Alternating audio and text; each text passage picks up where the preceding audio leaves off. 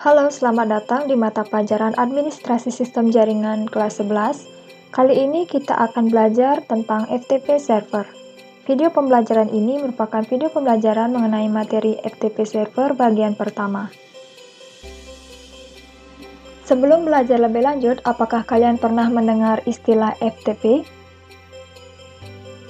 File Transfer Protocol atau yang lebih dikenal dengan FTP merupakan jenis protokol yang saat ini cukup populer dalam hal transfer data di dunia maya, baik itu upload maupun download data yang dilakukan oleh FTP Client dan FTP Server.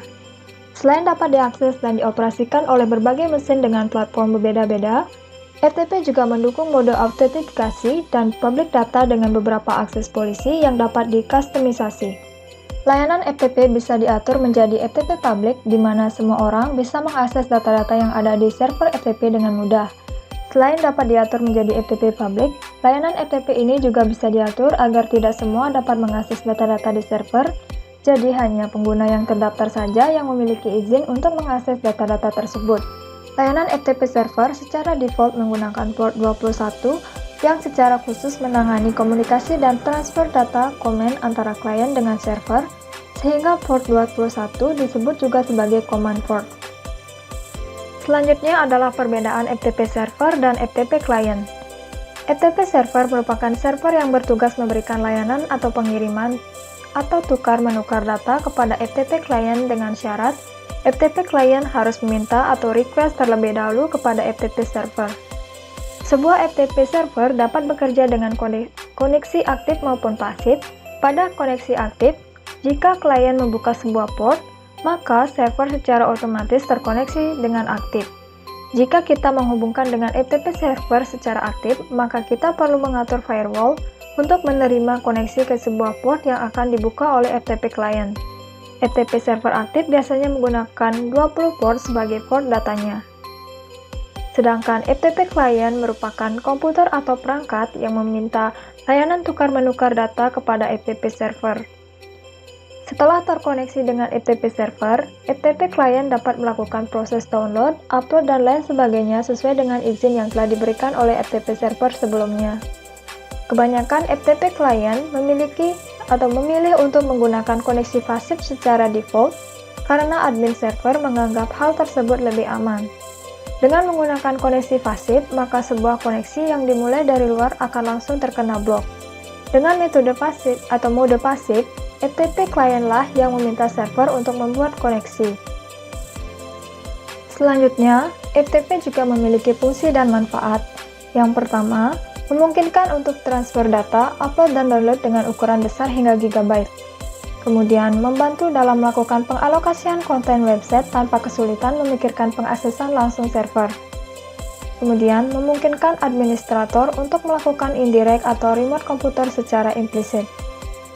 Selanjutnya, jika sambungan terputus, proses transfer data tidak akan hilang atau dimulai dari awal lagi.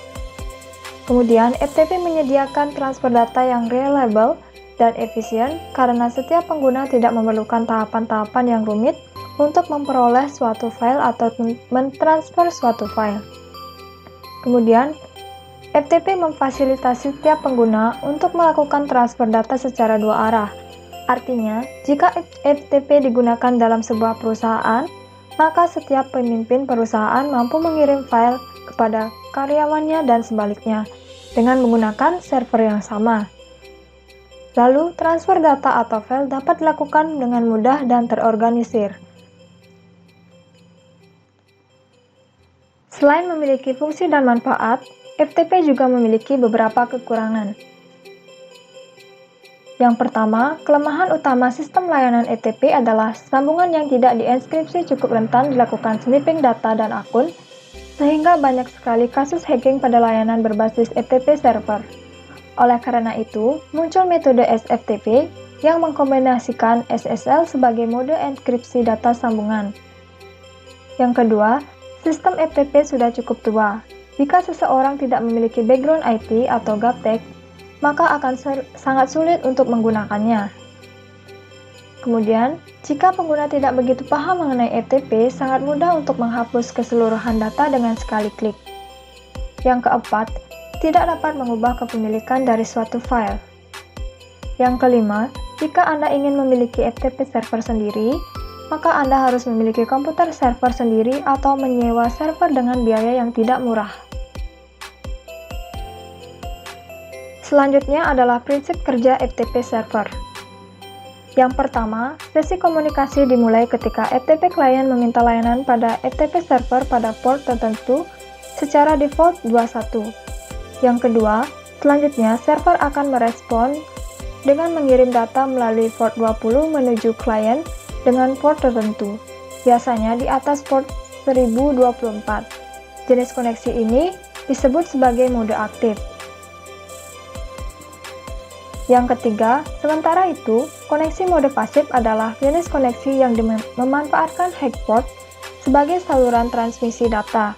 Ketika sesi komunikasi antara klien dan server telah terbentuk, maka klien akan memulai mengirim instruksi atau komen melalui port acak atau high port menuju port 21 FTP server.